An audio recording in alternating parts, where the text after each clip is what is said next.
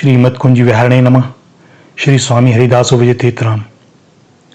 छाया सीता जी लंका में अशोक वाटिका में बैठी हैं।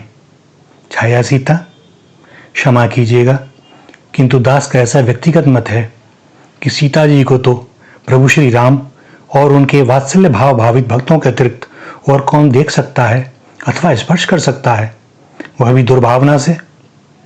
प्रभु के द्वारा लीला चल रही है और परम्बा सीता जी का स्थान छाया सीता ने ले लिया है और वास्तविक स्वरूप प्रभु श्री राम ने स्वयं में समेट लिया है।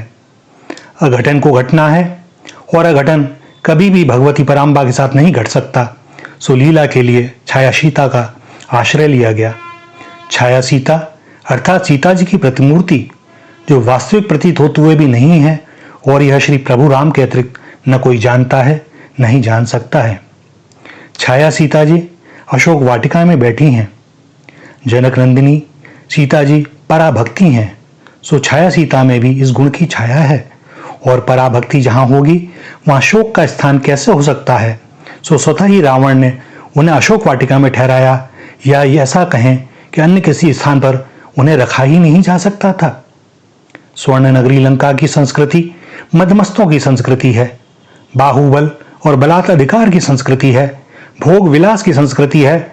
इसके विपरीत अशोक वाटिका में बड़ा ही शांत वातावरण है, सुंदर फल फूलों से लदे वृक्ष हैं, महाबली रावण का प्रियोद्यान जो है, और सीता जी के निवास के बाद से तो सुरक्षा और बढ़ गई है। यहाँ की सुरक्षा दैत्य सुंदरियों के अधीन है जो त्रिजटा के नियंत्रण में है। किसी भी दैत्य पुरुष का प्रवेश वर्जित है। सीता जी के आने के बाद से स्वतः ही ना जाने क्यों दैत्य सुंदरियों के भावों में परिवर्तन होने लगा है। वे देखती हैं कि सीता जी नेत्र बंद किए अहर्निश अपने स्वामी का चिंतन कर रही हैं। कभी कभी वे सीता जी से प्रश्न करती हैं कि तुम्हारे स्वामी कैसे हैं, क्या वह भी तुमसे ऐसा ही प्रेम करते होंगे। हमने तुम्हारे स्वामी को तो नहीं देखा, पर तुम्हें सदैव उनका ही चिंतन करते देखती हैं। तुम्हारी संस्कृति कैसी विलक्षण है।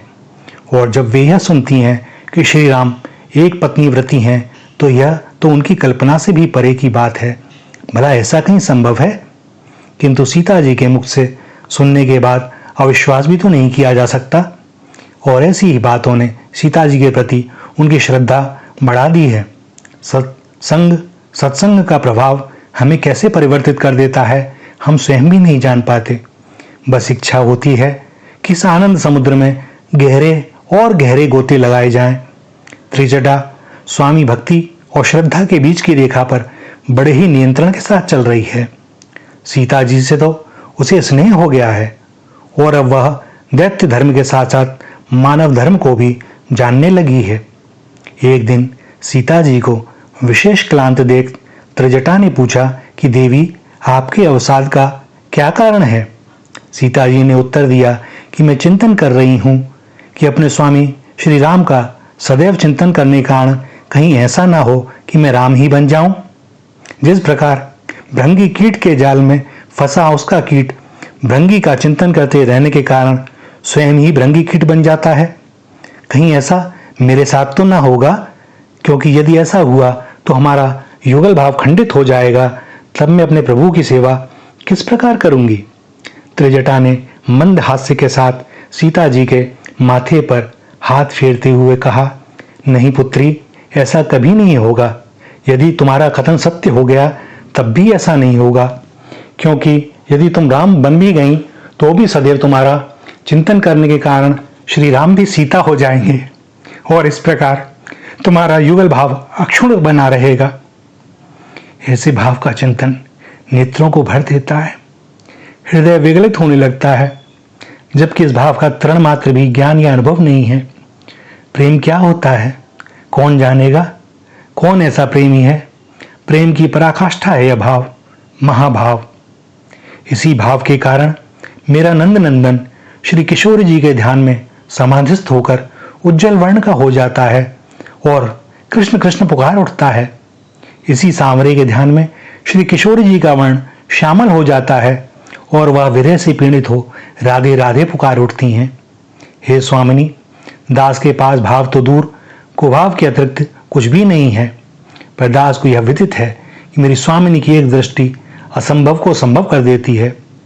हे वृषभानुजा, आपसे इस दास का कातर निवेदन है कि इस भाव की एक बूंद का कृपा वर्षण इस दास पर भी हो जाए और आपके श्री युगल चरणों का ध्यान करते हुए उनकी छवि इस दास के वक्षस्थल पर अंकित हो जाए और एकांत में जाकर यह दास अपने वक्ष को अनावृत कर उन श्री युगल चरणों को देख आनंदित हो वह घाये सबसे छुपाते हुए भी पुनः पुनः देखने की, उनमें चित्त लगाने की ही कामना रह जाए। श्री किशोरी जी, आपकी जोड़ी पर अपनी फटी झोली लिए मौन खड़ा हूं। यह तो निश्चय है कि आपने बुला लिया है तो रीता तो न जाऊंगा, पर मुंह खोलकर कुछ मांग भी तो न पाऊंगा, क्योंकि आपकी करुणामयी दृष्टि के बाद कोई कामना बचती भी कहाँ है। हे लाडली जी, मेरे लिए क्या उचित है सो तो आप ही जानती हो। अब इस फटी झोली को भरने की भी कोई कामना नहीं है, बस यह द्वार न छूटने पाए, सदैव ड्योढ़ी पर इस दास की सेवा बनी रहे। और क्या चाहूं, क्या मांगूं। मरनो हो तो मैं मरूं श्री राधे जू के द्वार, कभी तो लाडली पूछेंगी यह कौन पड़ो दरबार। श्री राधा श्री राधा श्री राधा।